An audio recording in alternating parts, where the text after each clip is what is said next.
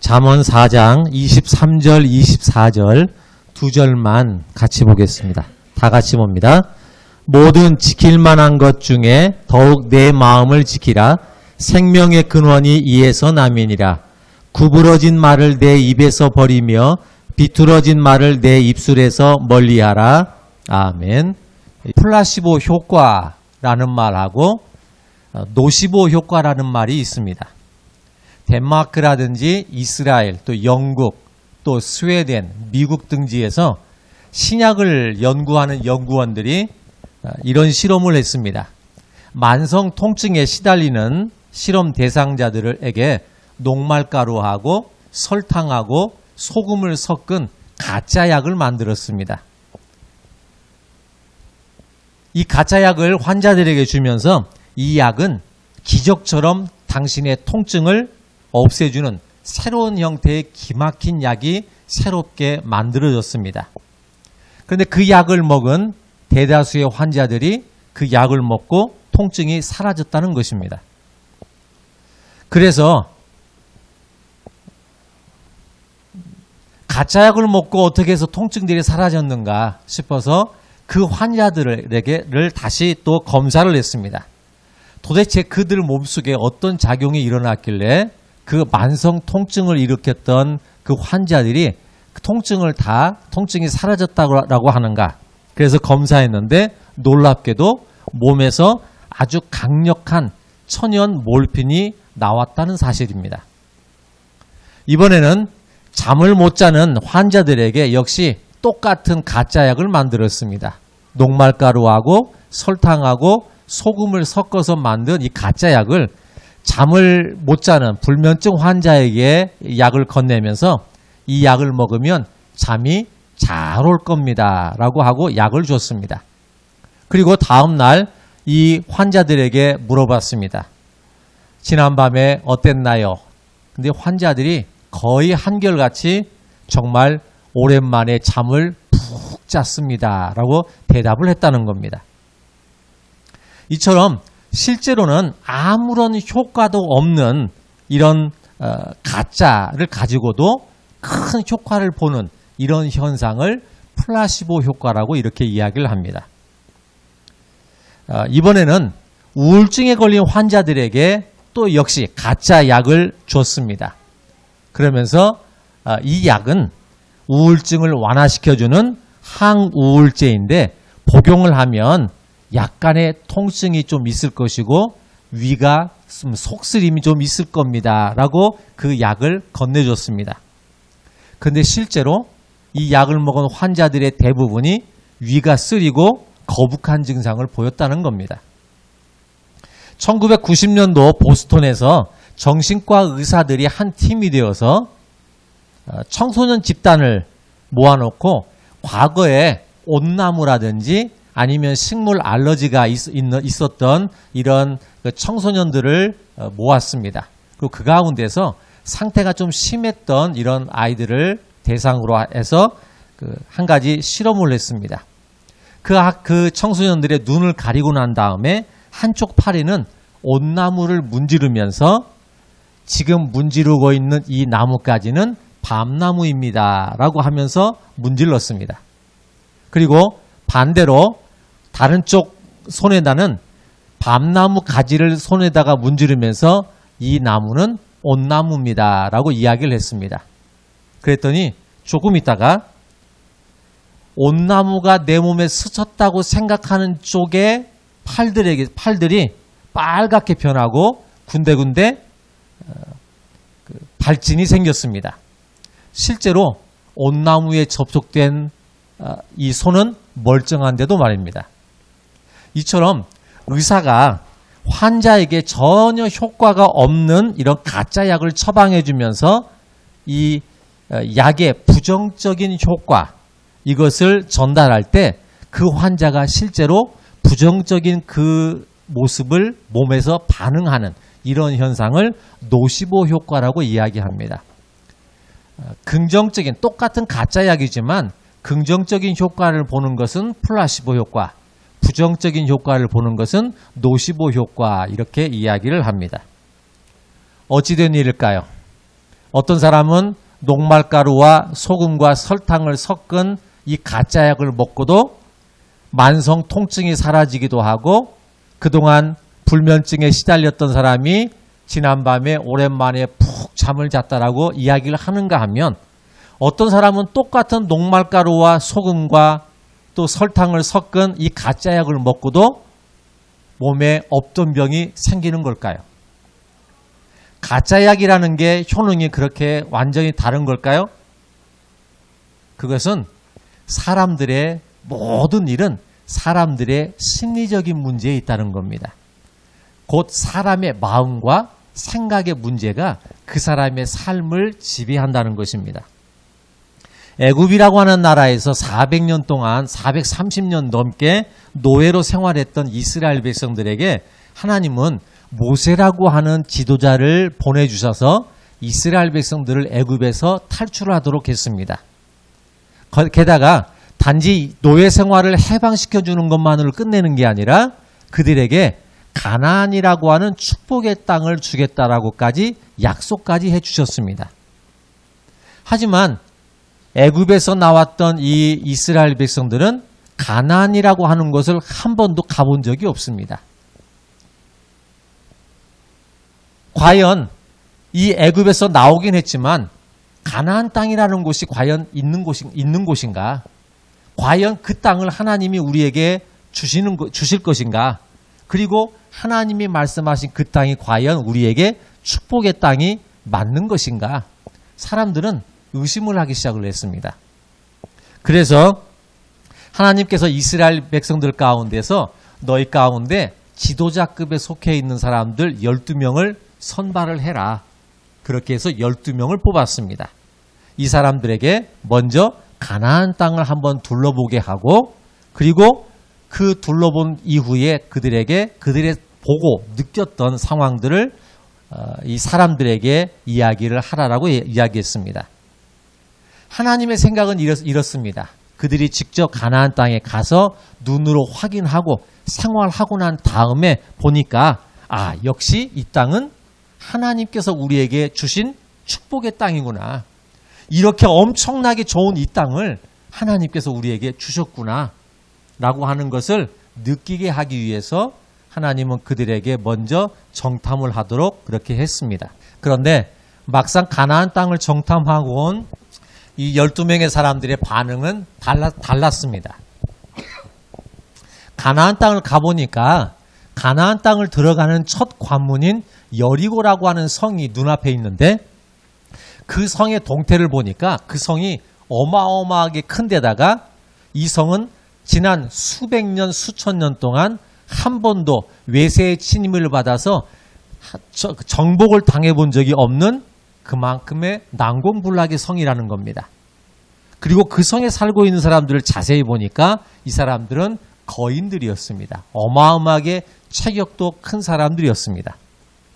그래서 그 모습을 보더니 돌아와서 이야기를 합니다. 그 사람들은 거인들이어서 우리는 절대 그 사람들을 이길 수가 없습니다. 여리고성은 가나안 땅을 들어가는데 첫 관문인데 그 여리고성은 너무도 웅대하고 강하고 커서 우리는 그 성을 절대 함락시키지 못할 것입니다. 그들에 비하면 우리는 메뚜기와 같습니다. 라고 이렇게 이야기를 합니다. 하나님께서 주시겠다고 약속까지 하셨는데도 불구하고 마음에 두려움이 생기니까 결국은 그 여리고성을 점령하지 못하고 다시 광야로 쫓겨나가게 됩니다. 그 후로 40년 세월이 흘렀습니다. 똑같은 자리에 똑같은 모습의 여리고성을 보면서 이스라엘 백성들이 생각을 했습니다. 아무리 저 성이 크고 강하고 한 번도 무너져 본 적이 없는 난공불락의 성이라 할지라도 저 성은 하나님께서 우리에게 주신 성이다. 저 성은 우리가 들어가면 능히 우리가 차지할 수 있을 것이다. 라고 믿고 그들은 무기도 없이 이 여리고성을 향해서 들어가게 됩니다. 하나님이 우리와 함께 하시는데 우리는 이길 수 있습니다. 하나님이 내 편이시는데 이 성은 우리가 무너뜨릴 수 있습니다. 그리고 그들이 여리고성에 다가갔는데 결국은 여리고성이 무너지는 것을 보게 됩니다. 이렇게 쉽게 무너질 줄 몰랐습니다. 이렇게 쉽게 무너질 줄 알았더라면 40년 전에 그때 용기를 내서 두려움이 있어도 용기를 내서 이 성을 향해서 왔을 것인데 그때 지레 겁을 먹고 오히려 광야로 쫓겨나가서 40년 고생을 한 것이 어쩌면 억울할 것 같습니다. 40년 전에는 안 됐는데 40년 후에는 가능하게 됐습니다. 이게 어찌 된 일일까요? 40년 세월 동안 이 성이 그만큼 오래돼서 낡아서 그랬을까요? 40년 전에는 없던 용기가 40년 후에 갑자기 생겨서 그랬을까요? 그렇지는 않습니다. 결국은 마음의 문제요, 생각의 문제요, 믿음의 문제라는 것입니다. 그래서 사람은 마음이 약해지면 아무것도 할 수가 없습니다. 내 마음이 흔들리면 무엇을 내가 어떤 것도 할 수가 없습니다. 내 생각이 한쪽으로 치우치면 정상적인 생활을 할 수가 없습니다.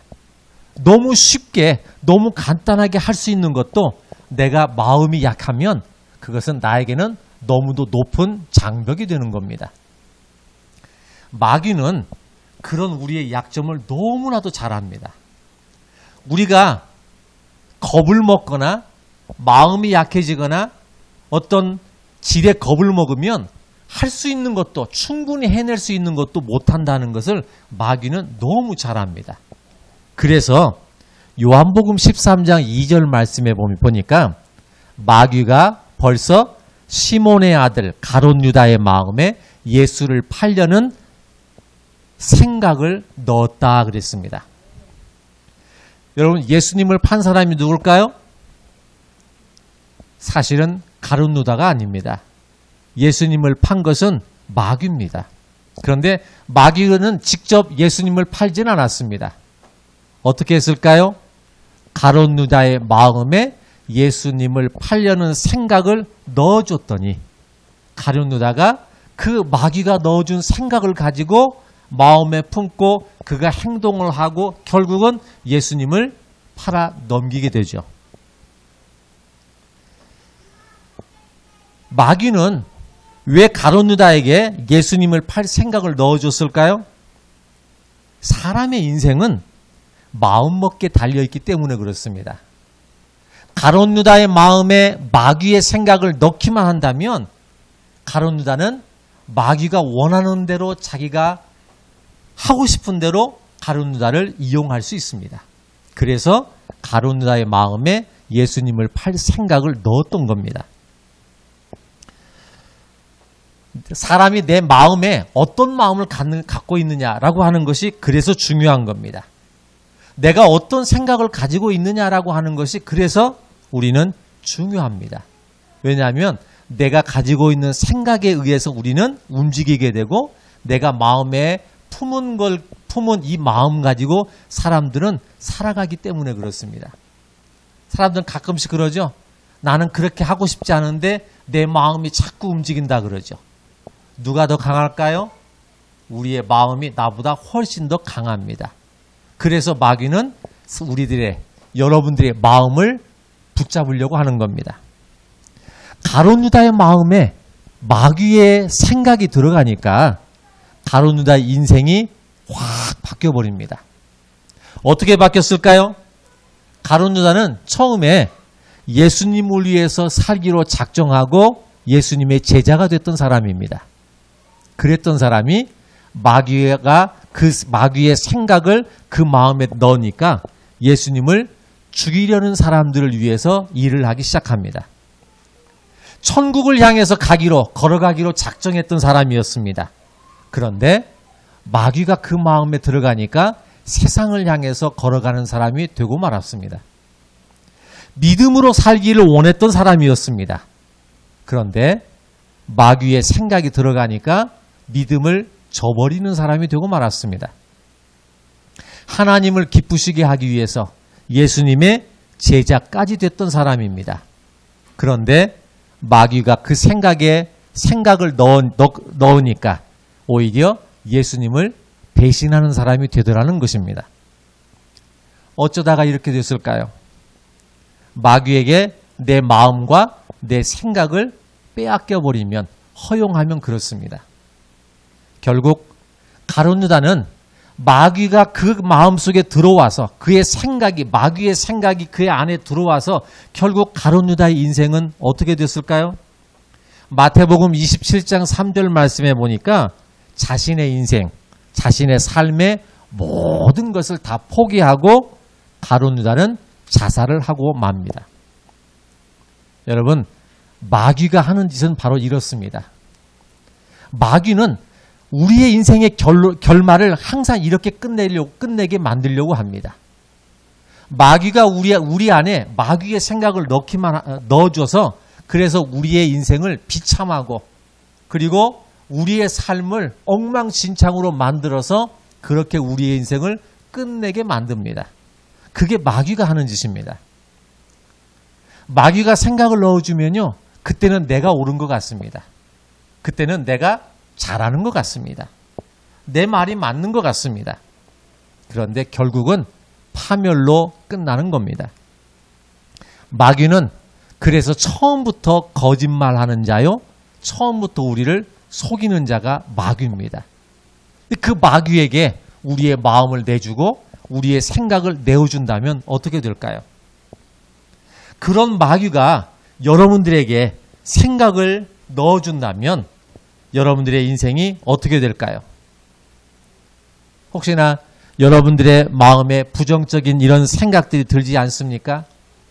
자꾸만 뭔가 안 될 것 같고 못할 것만 같고 힘들 것만 같고 어려울 것만 같고 하자니 겁만 나고 자신감도 없고 용기도 없고 지레 겁이 나고 난공불락이라 여러분 앞에 있는 문제를 해결할 수 없다는 이런 생각만 드십니까?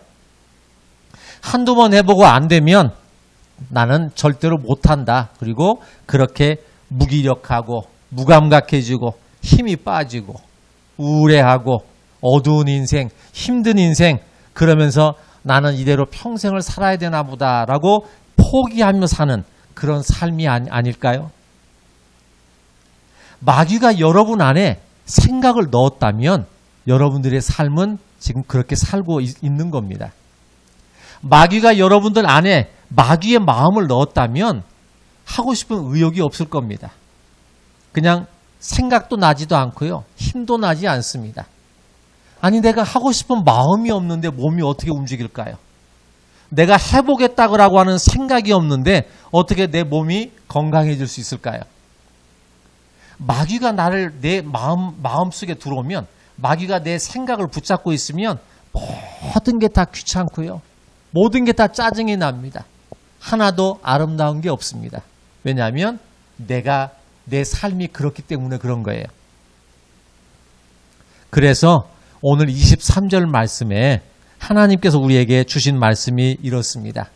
자, 23절 말씀을 한번 다 같이 보겠습니다. 같이 봅니다. 모든 지킬 만한 것 중에 더욱 내 마음을 지키라. 생명의 근원이 이에서 나매니라. 우리가 살면서 지켜야 할 것들이 참 많이 있습니다. 그런데 그 많은 내가 지켜야 할 것들이 많이 있지만 그 중에서 가장 중요하게 여기고 여기에 내 모든 것을 걸어서라도 이것만큼은 내가 빼앗기지 않아야 될 것이 있다는 겁니다. 그게 뭐라고요? 내 마음과 생각이라는 겁니다. 다른 것은 내가 힘이 약해서 빼앗길 수는 있습니다. 하지만 내 마음과 생각만큼은 내줘서는 안 됩니다. 내 마음과 생각을 내주기만 하면 우리는 가룟 유다와 같은 인생을 살 수밖에 없습니다. 내 마음과 생각, 이것을 우리는 지켜야 합니다. 왜냐하면 이것이 생명의 근원이기 때문에 그렇습니다. 내 마음과 생명만 내가 지킬 수 있다면, 내 생각만 지킬 수 있다면 우리의 생명은 당연히 지켜질 수 있습니다. 당연히 우리는 뭐든지 할 수 있습니다. 아무리 안 된다는 생각이 들고 불가능할 것만 같은 그런 상황이 있다 할지라도 내가 적극적으로 부딪히고 내가 그 앞을 향해서 내가 하나님의 말씀을 믿고 나간다면 여리고성도 7일 만에 무너지게 됩니다. 난공불락의 그 여리고성 불과 7일 만에 무너졌습니다. 그런데 지레 겁을 먹고 나는 안 된다, 우리는 못한다, 나는 겁쟁이다, 나는 메뚜기다 라고 생각했던 그 여리고성 무너뜨리는데 40년 걸렸습니다. 여러분들이 어떤 생각을 갖고 있느냐, 어떤 마음을 갖고 있느냐에 따라서 여러분 앞에 있는 문제를 7일 만에도 무너뜨릴 수 있지만 어느 때는 40년이 지나야만 무너뜨릴 수 있는 이런 상황이 될 수도 있습니다. 어떻게 하시겠습니까? 이럴 줄 알았으면 그때 내가 용기를 낼 걸 그랬지. 그럴 줄 이렇게 쉽게 무너질 줄 알았으면 내가 온 힘을 다해서라도 여기에 집중할 걸 그랬지. 그런 생각이 들지 않을까요? 마귀가 내 생각을 붙잡으면 내가 마귀에게 내 생각을 빼앗기면 우리는 모든 것을 포기할 수밖에 없습니다. 여러분들이 믿음으로 말씀 붙잡고 정면으로 부딪히면 여러분 앞에 있는 문제의 여리고성을 무너뜨리는 데는 불과 일주일밖에는 걸리지 않을 것입니다. 하지만 내가 피하고 도망치고 무섭고 자신감도 없고 나는 못한다, 할 수 없다, 지금까지 안 됐다, 나 같은 사람이 어떻게 하고 라고 포기한다면 아마 여러분들의 그 앞에 있는 그 성은, 문제의 성은 40년 이상, 그 이상이 걸릴지도 모릅니다. 여러분, 이스라엘을 이끌던 지도자 모세가 죽었습니다. 애굽에서 이스라엘 민족을 탈출시켜서 가나안 땅을 40년 동안 이끌었던 위대한 지도자 모세가 죽었습니다. 가나안 땅 정복을 코앞에 두고 죽었습니다. 여호수아가 그 뒤를 이어서 모세의 뒤를 이어서 지도자가 됐습니다. 그런데 여호수아는 걱정이 태산입니다. 여러 가지가 다 걱정이고 다 염려가 됩니다. 이 백성들을 어떻게 이끌고 저 가나안 땅에 들어갈까? 어떻게 이 백성들을 데리고 저 가나안의 무리들과 싸워서 저 땅을 정복할까? 위대한 지도자 모세와도 같은 이런 지도자만 할 수 있는 거지 나 같은 사람이 이 일을 어떻게 할 수 있을까? 걱정이 태산입니다. 그럴 때 하나님께서 여호수아 1장에 보면 여호수아에게 이런 말씀을 하시게 됩니다. 1장 6절 말씀에 보면요. 마음을 강하게 하라, 담대히 하라. 1장 7절 말씀에 오직 너는 마음을 강하게 하고 극히 담대히 하라. 1장 9절 말씀 내가 내게 명한 것이 아니냐 마음을 강하게 하고 담대히 하라. 두려워 말며 놀라지 말라. 내가 어디로 가든지 나 하나님 여호와가 너와 함께 하느니라. 여호수아에게 가장 먼저 하나님이 하신 말씀이 너는 마음을 강하게 하라 였습니다. 마음이 흔들리니까 불안해서 견딜 수가 없어요. 마음이 흔들리니까 걱정이 태산이에요. 마음이 흔들리니까 자신감이 없어요. 그래서 그런 여호수아에게 너는 마음을 강하게 하라 하셨습니다. 여러분, 할 수 없고 안 되고 불안하고 걱정스럽고 염려가 되고 못할 것 같습니까?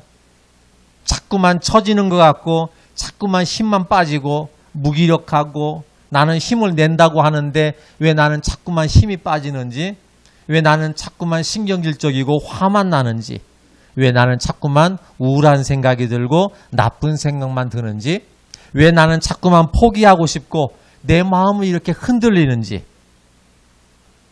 그런 저와 여러분들에게 하나님께서는 이렇게 말씀하십니다.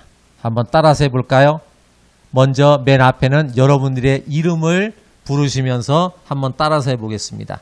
근성아, 너는 마음을 강하게 하고. 다시 합니다. 근성아, 너는 마음을 강하게 하고 담대히 하라. 두려워 말며 놀라지 말라. 내가 내게 명한 것이 아니냐. 나 여호와가 근성이 너와 함께 하느니라. 여러분, 할 수 있습니다. 이겨낼 수 있습니다. 요한 1서 5장 4절 말씀에 보면 무릇 하나님께로부터 난 자마다 세상을 이기느니라. 세상을 이기는 승리는 이것이니 우리의 믿음이니라. 여러분, 우리가 믿음만 있으면, 할 수 있다는 믿음만 있으면 우리는 승리할 수 있습니다. 마귀가 여러분들의 마음에 마귀의 생각을 넣지 못하도록 여러분들 그 믿음을 가지실 수 있기를 바라겠습니다. 아니, 어쩌면 나도 모르는 사이에 이미 오래전에 마귀가 내 안에 그 마귀의 생각을 이미 넣어놨는지도 모르겠습니다. 이미 마귀의 마음이 내 안에 있는지도 모릅니다. 그렇다 할지라도 여러분들은 그 마귀가 넣어준 그 생각을 내몰아낼 수 있습니다. 여러분 안에 마귀의 마음이 있다 할지라도 여러분들은 믿음으로 그 마귀의 마음을 꺼낼 수 있습니다. 여러분들의 인생 이대로 끝낼 수는 없습니다. 마귀를 이기는 승리, 세상을 이기는 승리는 바로 여러분들의 믿음입니다. 그러니 오늘 24절 말씀에 구부러진 말 여러분들의 입에서 버리시고요. 삐뚤어진 말 여러분들의 입에서 멀리 하실 수 있길 바랍니다. 구부러진 말, 삐뚤어진 말이 뭘까요? 안 된다, 못한다, 할 수 없다, 해봤는데도 안 된다, 하나님이 나를 도와주시지 않는다, 부정적인 생각들입니다. 이것들을 우리의 입에서 버리고 멀리하라 했습니다. 그러면 어떤 걸 여러분 입에 담아야 될까요? 하나님이 내게 주신 말씀입니다. 너는 마음을 강하게 하고 담대히 하라. 너는 지킬 만한 것을 지켜라. 내 마음과 생각을 지키라는 것입니다. 그래서 여러분, 마귀의 생각이 여러분 안에 있던 모든 것들이 다 빠져나가고 하나님께서 여러분들에게 주시는 믿음을 통해서 세상을 이기시고 승리할 수 있기를 바라겠습니다. 여러분 앞에 있는 여러분 문제의 여리고성, 여러분들이 믿음으로 나아가서 그 성을 단 7일 만에 무너뜨릴 수 있는 그 승리의 기적을 여러분들도 볼 수 있기를 바라겠습니다. 기도하겠습니다. 하나님, 연약한 우리의 심령입니다. 자꾸만 용기를 내고 힘을 낸다 하는데도 자꾸만 힘이 빠지고 마음도 흔들리고 내 생각이 자꾸만 부정적인 생각으로 빠지고 맙니다. 알고 보면 너무 쉽고 너무 간단하게 해낼 수 있는 일도 내 마음이, 내 생각이 마귀로 인해 지배를 당하고 나니 아무것도 할 수 없는 존재가 되고 말았습니다. 난공불락의 성도 무너뜨릴 수 있는 강력한 힘이 하나님께서 그 능력을 부어주셔서 우리에게도 일어날 수 있는데 우리는 나는 자꾸만 메뚜기와 같다고 생각을 해서 그래서 아예 시도조차도 못하고 지레 겁을 먹고 포기하다가 여기까지 왔습니다. 7일 만에 해결할 수 있는 문제 40년 세월이 지났어도 해결 못하고 이러고 있습니다. 7일 만에 해결할 수 있는, 무너뜨릴 수 있는 강력한 힘이 있음에도 불구하고 40년 동안을 계속 도망다니며 살아가는 인생입니다. 그런 우리들 하나님께서 너는 마음을 강하게 하고 담대히 하라. 너는 마음을 지켜라. 너는 생각을 지켜라 라고 말씀하신 그 말씀대로 이 시간 다시 한번 하나님의 말씀 붙들고 나가길 원하오니 우리로 하여금 승리의 맛을 보게 해 주시옵소서. 내 앞에 있는 여리고성이 무너지는 것을 보게 해 주시옵소서. 예수님의 이름으로 기도드렸습니다. 아멘.